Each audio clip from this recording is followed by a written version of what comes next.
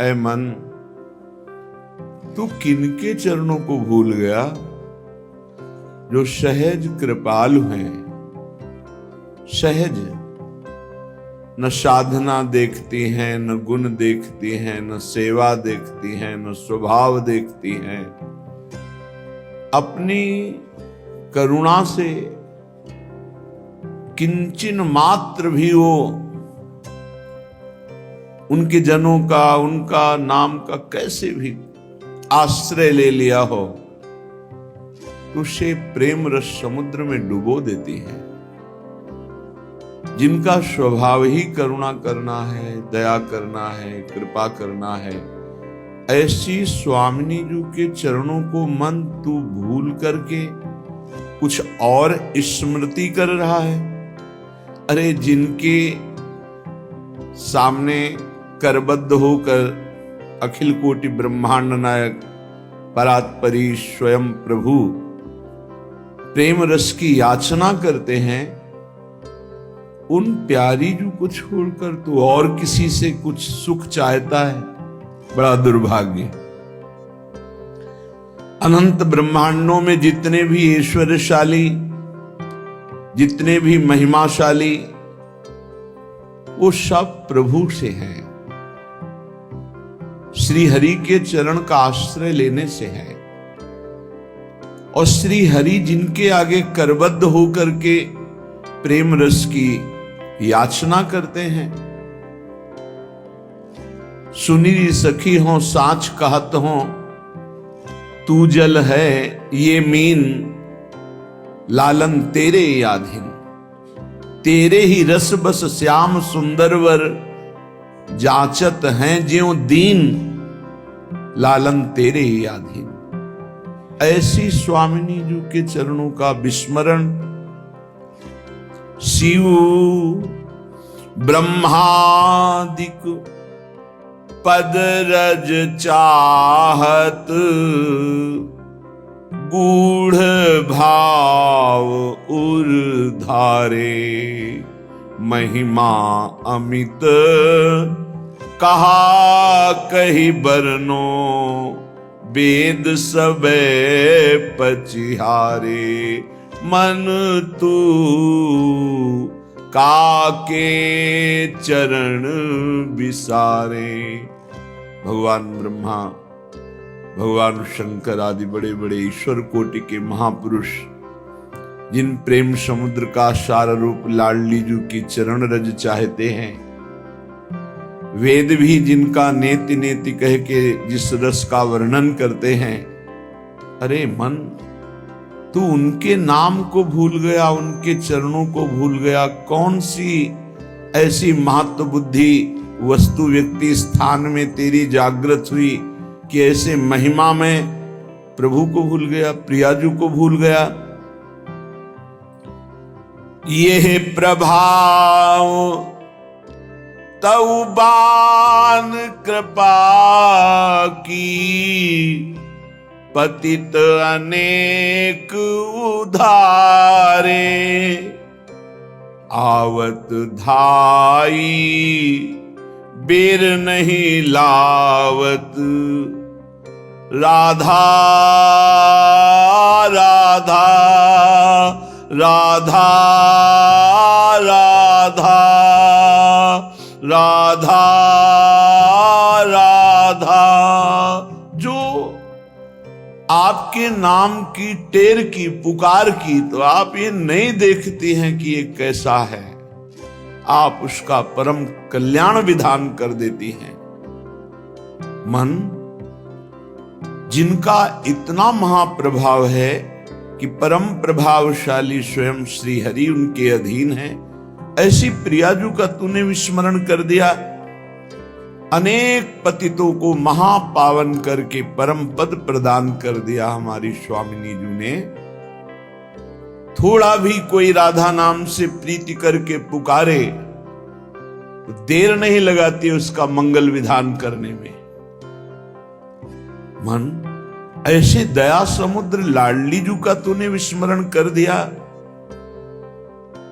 उनसे विमुख हो रहा है किस सुख के लिए, कौन सी चाहत के लिए?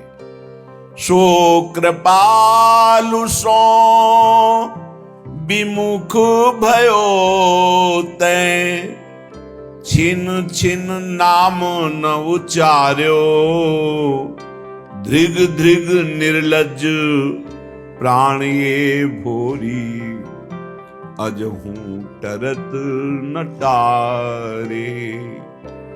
धिग धिग निर्लज प्राण ये भोरी, अजहू टरत न टारे।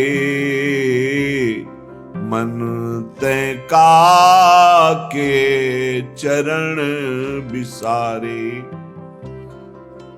ऐसी कृपा समुद्र श्री लाडलीजू का नाम तू छोड़कर और कुछ याद कर रहा है, प्रियाजू से विमुख होकर और किसी से सुख चाह रहा है। अरे निर्लज्ज, तुझे लाज नहीं आती अपने इस दुर्लभ कृपा पात्र देह को विषयों में नष्ट करने से? अरे छिन छिन नाम उच्चार, राधा राधा राधा राधा, सब काम बन जाएगा, सब बाधाएं नष्ट हो जाएंगी। जीते विनायक शुभ अशुभ विघ्न करे नहीं कोई, विघ्न करे नहीं कोई, डरे कलिकाल कष्ट भय, हरे सकल संताप, हरस हरि नाम जपत जय। प्रतिपल तू नाम जप, कोई भी बड़े से बड़ा विघ्नकारी अनिष्ट तेरा मंगल नहीं कर सकता। जिसकी जिह्वा पर नाम है तो जिते विनायक शुभ अशुभ विघ्न करे नहीं कोई, क्योंकि बहुत बड़ा रक्षक नाम जिह्वा पे विराजमान है, बहुत बड़ा पहरेदार नाम है, अंगरक्षक है। नाम पाहरू दिवस निश, रात दिन जो नाम जप करते हैं उनको किसी अन्य के भरोसे, अन्य के आश्रय, अन्य की आशा पूर्ति की चाह छोड़ देनी चाहिए। तभी वो अनन्य निष्ठा वाला ये अनुभव कर पाएगा कि हर समय प्रभु हमारी रक्षा करते हैं। जो नाम जप करते हैं हर समय प्रभु रक्षा करते हैं। उपासक सोता है और प्रभु जागकर उसकी रक्षा करते हैं। गोस्वामी तुलसीदास जी की रामचरितमानस की कृति को गंगा जी में प्रवाहित करने के लिए दो ईर्ष्यालु गए तो देखा कि दरवाजे पर श्याम गौर जोरी राम लक्ष्मण जी धनुष बिल्कुल प्रत्यंचा खींचे हुए खड़े, भयभीत होकर दूसरे दरवाजे वहां भी देखा। भक्त चैन से सोता है और भगवान जागकर उसकी रक्षा करते हैं। विश्वास करे, बस आश्रय भरोसा दृढ़ करके छिन छिन नाम जप करे। नाम जप अगर जीवन में नहीं है तो जीवन व्यर्थ का जीवन है। छल कपट करके रुपया कमा लो, तुम्हारे किसी काम रुपया नहीं आएगा। खाओगे तो रोटी दाल ही, रुपया तो खाओगे नहीं। और भगवान चराचर को भोजन दे रहे हैं, कोई ऐसा नहीं कि भूखा हो। जो दो रोटी में तृप्त हो जाता है उससे दो रोटी देते हैं, जिसे 2 कुंतल चाहिए उसे 2 कुंतल का आहार देते हैं। भगवान सबको आहार देते हैं। अगर तुम मनुष्य शरीर धारण करके केवल आहार और भोग और रुपया पैसा मान प्रतिष्ठा में जीवन नष्ट कर दिया तो क्या दुर्लभता रही इस मनुष्य जीवन की। 84 लाख योनियां, ये निद्रा भय आहार मैथुन सबके है।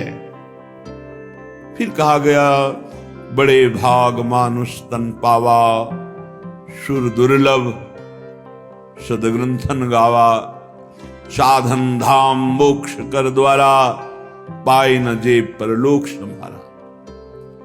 बड़ा दुर्लभ देव दुर्लभ मनुष्य शरीर है, सबका सबका। जितने मानव देह धारण किए बड़ा देव दुर्लभ, क्योंकि इससे आप जितनी ऊंचाई पर चढ़ना चाहें चढ़ सकते हैं, जितना नीचे गिरना चाहें गिर सकते हैं।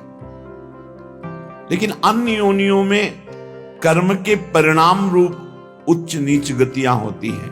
वो नवीन कर्म नहीं कर सकते, आप नवीन कर्म कर सकते हैं। आप साधना करके मोक्ष प्राप्त कर सकते हैं, भगवान में तन्मय होकर भगवत स्वरूप हो सकते हैं, योग की दिव्य सिद्धियां प्राप्त कर सकते हैं, स्वर्ग ब्रह्म लोक जहां जाना चाहो, कैलाश साकेत वैकुंठ सब सब प्राप्त कर सकते हैं आप मानव देह में। पर भूल गए, हम वही भोगने में लग गए जो अन्य योनियों में स्वाभाविक मिलता है, अमर्यादित मैथुन पशु पक्षियों में।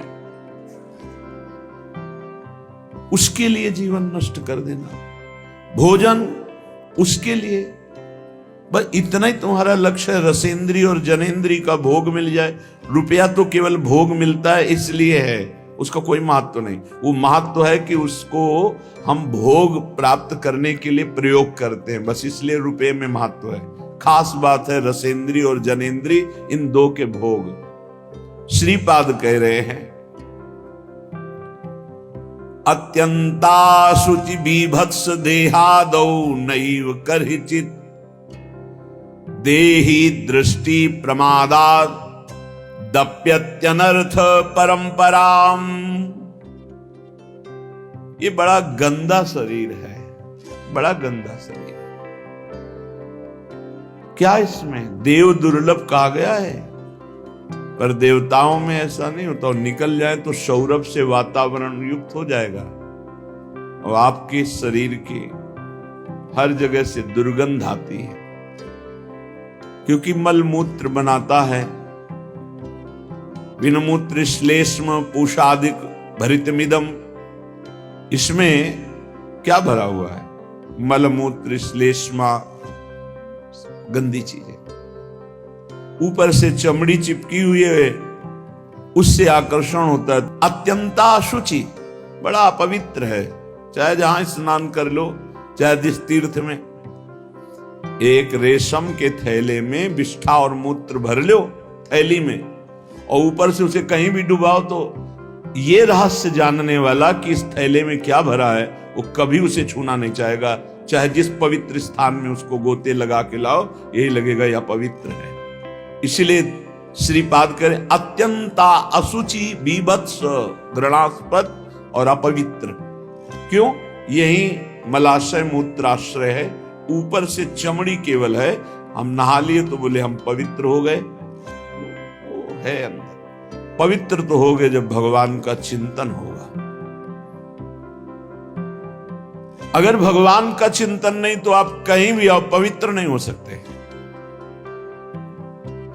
बाह्य और भीतर पवित्रता भगवान की स्मृति से है।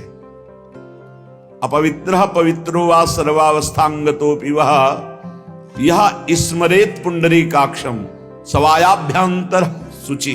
वो बाह्य और अभ्यंतर से परम पवित्र हो जाता है जो भगवान का स्मरण करता है। खास स्नान पवित्रता है भगवान का स्मरण। अगर बाहर से नहा लिया, भगवान से संबंध नहीं, भगवत भजन नहीं, तो क्या है? चमड़ी भर धो ली, अंदर तो मलई मूत्र भरा है।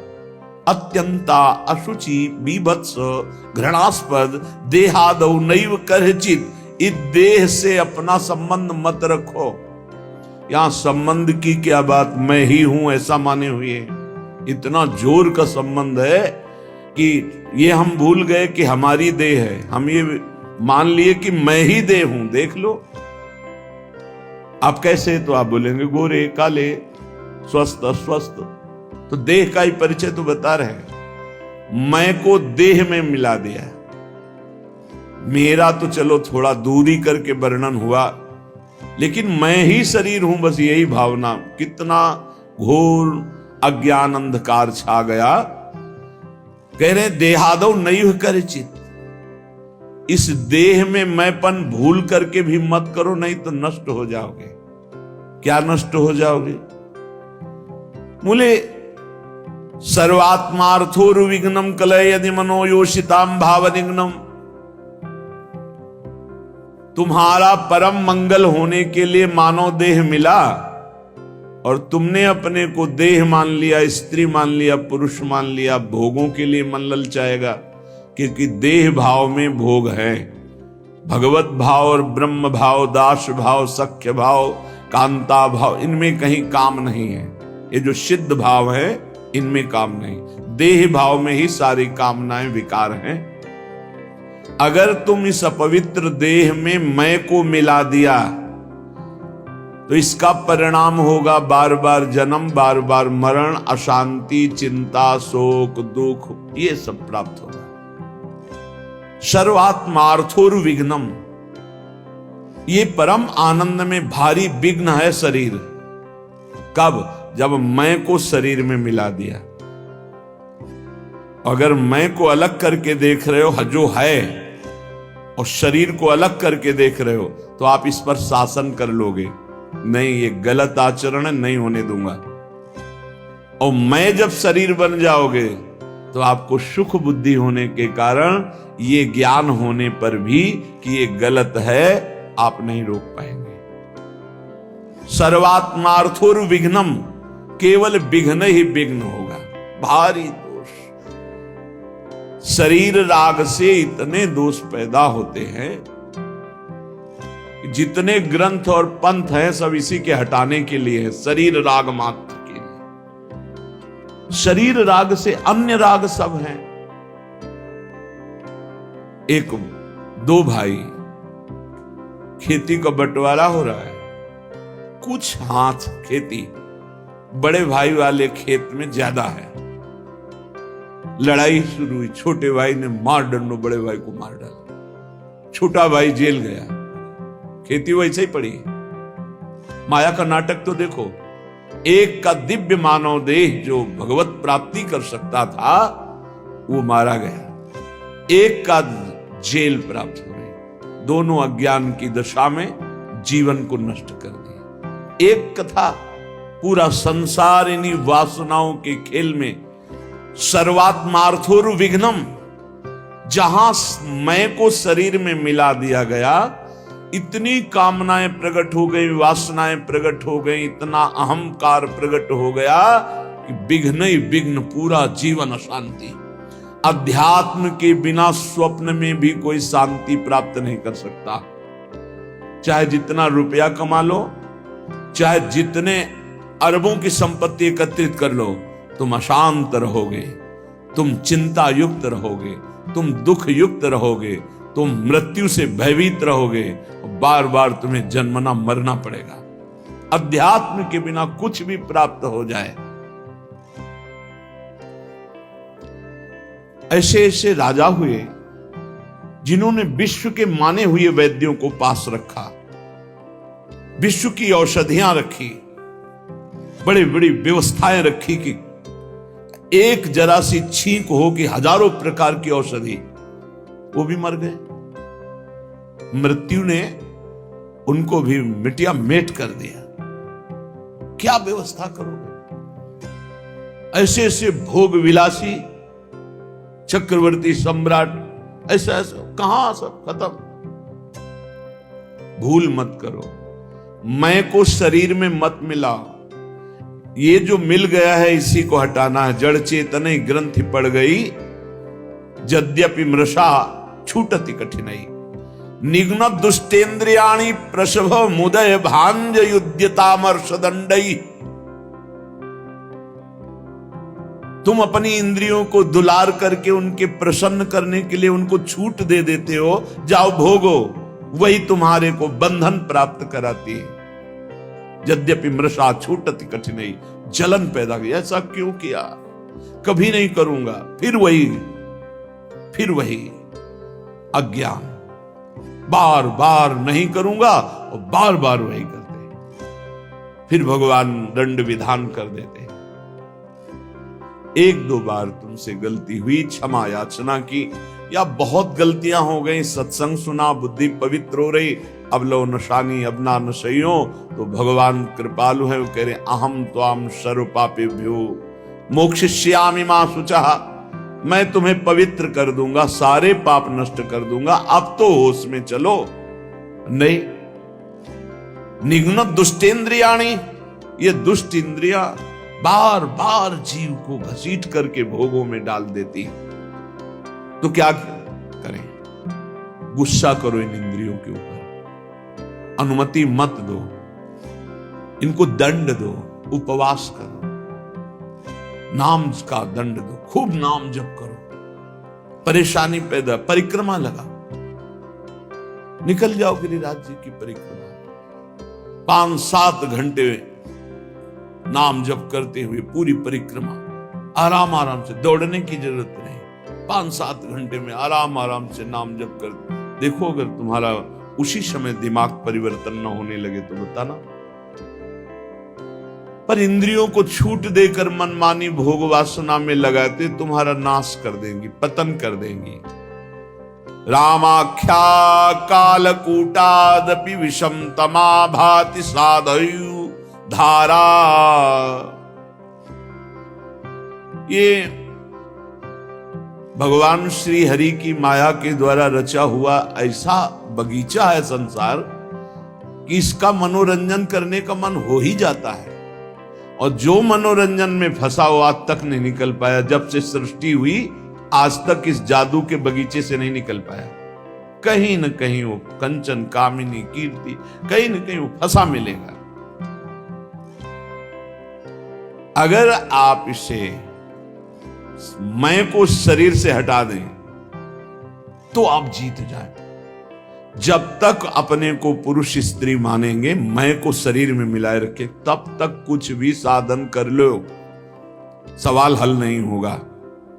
और यह होता है स्वीकृति से। स्वीकृति से बड़ा परिवर्तन सूक्ष्म शरीर पर पड़ता है आपकी स्वीकृति का। जैसे हम पहले सन्यास में थे तो स्वीकृति हो गई कि अब सन्यासी, तो स्वप्न में अपने को सन्यासी ही देखते थे। अब जब स्वीकृति हुई, मैं श्री जी के चरणों का दास, अब स्वीकृति, तो इस सूक्ष्म शरीर स्वप्न में यही दर्शन कराता है। जब स्वीकृति हुई, मैं श्री जी की सहचर्य, तो उस स्वीकृति में ना ये भेष होगा, ना पुरुष शरीर होगा, वही स्वीकृति। स्वीकृति कर लिया मैं स्त्री, मैं पुरुष, इसी स्वीकृति में सारे दोष बैठे हुए हैं। स्वीकृति कर लिया मैं प्रभु का दास, इसी स्वीकृति में आपको निर्दोष करने की सामर्थ्य मिलेगी। पूर्ण निर्दोष अवस्था इसी में। आपकी स्वीकृति कमजोर है। आपसे एक शब्द में कहें तो पूरा खेल स्वीकृति का है। वेदांत केवल तुम्हारी स्वीकृति को बदलता है। कौन हो तुम? बोले तुम ब्रह्म तत्त्वमसि। तत्व, वह जो परमात्मा तत्व है, त्वम असि, तुम ही हो। स्वीकृति करो। बोले अहम ब्रह्मास्मि, अहम ब्रह्मास्मि, मैं ब्रह्म हूं। स्वीकृति। तो बोले अहम ब्रह्मास्मि, अहम ब्रह्मास्मि, तो क्या हुआ? बोले ब्रह्मविद ब्रह्मवि भवति, वो ब्रह्म हो गया। मैं पुरुष, मैं स्त्री, तो भोगी हो गया। नारकी गतियों को प्राप्त कराने वाली चेष्टाएं शुरू हो गई। खास बात समझनी, मैं को शरीर में स्थापित करना दुर्गति का कारण है। मैं को ब्रह्म में, मैं को भगवान के चरणों में, नाम में, रूप में, लीला में, धाम में स्थापित करना। मैं प्रभु का दास हूं, इसलिए अपने स्वामी का हर समय नाम जप करता हूं। मैं प्रभु का दास हूं, इसलिए हर चेष्टाएं अपने प्रभु की प्रसन्नता के लेकर बदल गया, जीवन बदल गया। जब हम प्रभु के चरणारविंद की शुद्ध शरणागति स्वीकार कर लेते हैं तो हर विधान बड़ा मंगलमय होने लगता है। एक बार गीता वाटिका गोरखपुर में अखंड नाम संकीर्तन चल रहा था। पूज्य भाई जी श्री हनुमान प्रसाद पोद्दार जी महाराज की कृपा से बहुत ही मांगलिक दिन कट रहे थे। भगवत चर्चा हो रही, अखंड नाम कीर्तन हो रहा, बड़े बड़े महापुरुष आ रहे हैं। तो बहुत से संत महात्मा भी वहीं विराजमान थे। पूरा मांगलिक, 1 मिनट भी कहीं 24 घंटे में कोई प्रपंच वार्ता नहीं। गीता वाटिका में पूज्य बाबा, राधा बाबा और भाई जी महाराज। रात का समय 50 फूस की झोपड़ियां बनाई गई थी जिनमें बड़े बड़े संत महात्मा आकर रुके हुए थे। तो लालटेन टंगी थी। लालटेन से कब क्या कैसा हुआ, घटना कैसे घटी, झोपड़ी में लालटेन टंगी है, कैसे क्या हुआ कि वो लालटेन गिरी, तेल फैला, उसमें आग फैली, वो झोपड़ी में लगी, एक झोपड़ी से दूसरी झोपड़ी, और सब संत महात्मा साधक झोपड़ियों में शयन कर हाहाकार मच गया। जल्दी जल्दी जो निकल पाए नहीं, कूद करके लोग कंबल हाथ से ढक कर जो सो रहे थे उनको उठाकर बाहर लाए। बड़ा हाहाकार मच गया। प्रचंड अग्निदेव ने रूप धारण किया, सब झोपड़ी तंबू सब खाक हो गई, राख हो गई, बहुत सी सामग्री हो गई। अब जो संसारिक लोग हैं, भक्ति के आकर्षण से आए हुए हैं, उनका देखो कीर्तन और भक्ति का ये स्वरूप भाई जी के कान तक आवाज पहुंची। भाई जी ने कहा अग्नि का आवाहन किया जाता है, आहुतियां दी जाती है। अग्नि साक्षात भगवान है। हमने तो आवाहन भी नहीं किया, मेरे भगवान इस रूप में आकर के आहुति भी नहीं दी, अपने आप आकर भोग स्वीकार कर लिया। भक्ति की दृष्टि क्या है? मेरे भगवान पधारे हैं। भाई जी ने कहा कि कल जो आग लगी, तुम लोगों को आग दिखाई दे रही, मेरे को मेरे भगवान दिखाई दे रहे। मुझे स्पष्ट दिखाई दे रहा, मेरे कीर्तन, मेरे भगवत चर्चा करने से भगवान अग्नि रूप धारण करके आनंद उल्लास से युक्त होकर के ये भोग स्वीकार किया। मुझे इस घटना में भगवान की कृपा दिखाई दे रही कि भगवान ने किसी का एक रोम भी नहीं झुलसाया, नहीं तो बहुतों के शरीर पूरे हो सकते थे, एक भी व्यक्ति नहीं मरा। और ये मेरी ही बात नहीं है, जो भगवान का शरणागत है उसको ऐसा ही अनुभव होता है कि भगवान की बड़ी कृपा हुई। नामदेव जी महाराज की कुटिया में आग लग गई, पूरा घर जल रहा था।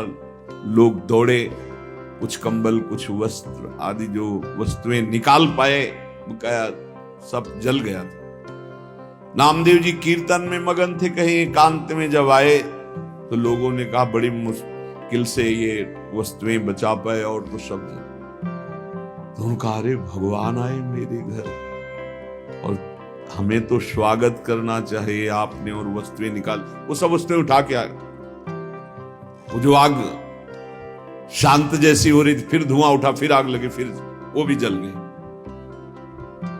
गांव के लोगों ने क्या इनका दिमाग, और नाच रहे, मेरे भगवान अग्नि रूप में आए, सब भगवान की वस्तु भगवान ने स्वीकार कर ली। आह कितनी कृपा। सर्दी का समय था, आधी रात के बाद उसी राख में भगवान ने स्वयं गरुण जी के द्वारा मंगाए हुई दिव्य दिव्य लताएं औषधियों से ऐसा सुगंधित पूरा वातावरण सुगंधित। लोग सुबह आए, देखे नामदेव जी की सुंदर कुटिया बनी हुई और सौरभ से वो भगवान स्वयं। और भगवान ने अपना ऊपरी वस्त्र से नामदेव जी को उड़ा दिया। उससे जान गए थे कि सब भगवान का किया। दोनों में राजी हैं, आग रूप में आए, भस्म कर दिया, जय हो। आप आकर के ऐसा निर्माण, जय हो आपकी, जोई जोई प्यारो कर सोई। लोगों ने कहा महाराज रातों रात इतना सुंदर तरण का महल बन गया है और इतनी सुगंधित, इतना आकर्षण, हम भी बनवाना चाहते हैं। बोले हाँ, हमारा कारीगर बड़ा महंगा है। कितना रुपया लेगा? बोले जितना है सब जला दो, उसके बाद वो आएगा। अपने घर फूंक तमाशा देखे तब हमारा कारीगर आता है, एक भी नहीं बचना चाहिए। आसक्ति और राग का विषय। भाई जी महाराज बोले जो उपासक सर्वतोभावेन भगवान को समर्पित है, चाहे वो भक्त हो या ज्ञानी हो, वो हर घटना में निश्चल और भगवत कृपा को देखता रहता है। वो वास्तविक भगवत कृपा होती है। याज्ञवल्क्य जी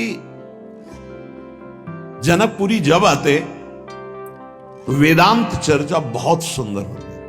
जब याज्ञवल्क्य जी आते तो बड़े बड़े ऋषि मुनि साधक सिद्ध सब उपस्थित होते कि जरूर कोई न कोई गूढ़ चर्चा होगी।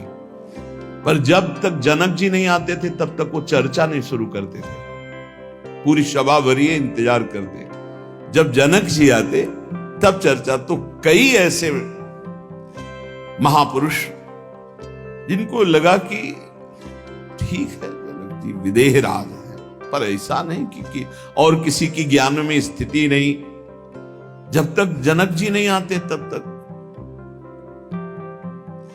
तो कहा कि अन्य श्रोता भी तो हैं याज्ञवल्क्य जी से, पर आप जब जनक जी आते हैं तभी शुरू करते हैं आप चर्चा। क्या हम ऐसा समझ सकते हैं कि आपकी ममता जनक जी पर है? क्योंकि समता में तो जब सब बैठे हैं तो शुरू कर देना चाहिए।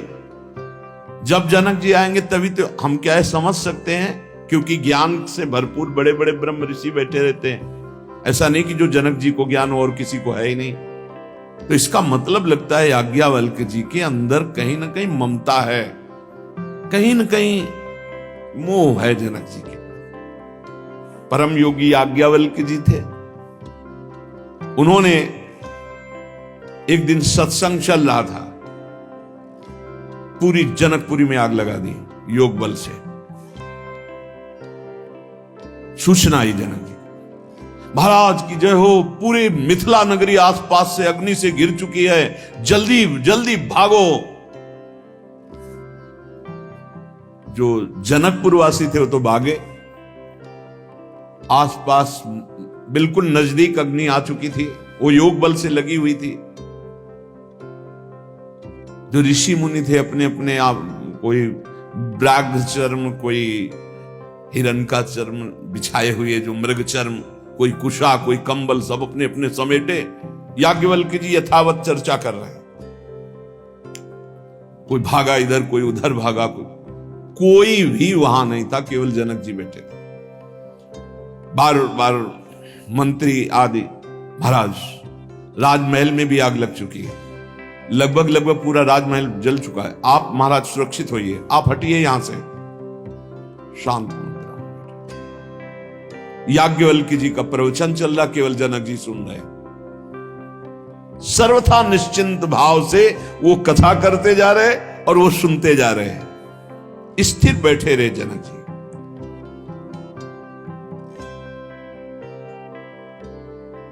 धीरे धीरे योग बल, किसी को पता नहीं था, योग बल से धीरे धीरे आग को शांत किया। और तो नहीं आ पाए, जनकपुर वासी सब बड़े खेद में थे कि आग लग गई, ये जल गया, वो जल गया, वो जल गया। ऋषि मुनि बैठे रहे। फिर याज्ञवल्क्य जी ने कहा, विदेहराज जनक, सर्वस्व मिथिला में जल गया, राजमहल भी जल गया, बार बार सूचना हुई, सब महात्मा लोग अपने कमंडल आसन लेकर के हट गए, आप क्यों नहीं हटे? महल में आग लग गई, सर्वस्व नष्ट हो गया, आपको तो देखना चाहिए, आप राजा हैं। जनक जी ने कहा, महल की क्या बात, अगर इस शरीर में भी आग लग जाती तो हमें क्या फर्क पड़ता? नैनम छिन्नन्ति शस्त्राणि नैनम दहति पावका न चैनम क्लेदयन्त्यापो न शोषयति मारुता। क्या ज्ञान ये प्रवचन के लिए ही केवल है? ये अनुभूत विषय है। मेरी आत्मा है आग, वो इस शरीर को नष्ट कर सकती है, आत्म तत्व को नहीं। और मैं आत्मस्वरूप हूं, क्या फर्क पड़ता है? महल जल गया, जलने वाली चीज जल गई, शरीर जल जाता, जलने वाली चीजें जल जाएगी, आत्मस्वरूप में नहीं। सब महात्माओं की तरफ देखा याज्ञवल्क्य जी ने कि आप सबके पास क्या था, इनके पास तो पूरा राज्य भस्म हो रहा था, महल भस्म हो रहा था, सब स्थिति थी। आप अपना अपना बागंबर मृगचर्म लेकर, ब्रह्म ज्ञान केवल बातचीत का विषय नहीं है, स्थिति का विषय है। ऐसे चाहे वो भगवत भक्त हो या ब्रह्म ज्ञानी हो, दोनों ब्रह्म ज्ञानी की दृष्टि में ब्रह्म के सिवा कुछ नहीं, भगवत भक्त की दृष्टि में आराध्य देव के सिवा कुछ नहीं। फिर चिंता शोक भय किस बात की?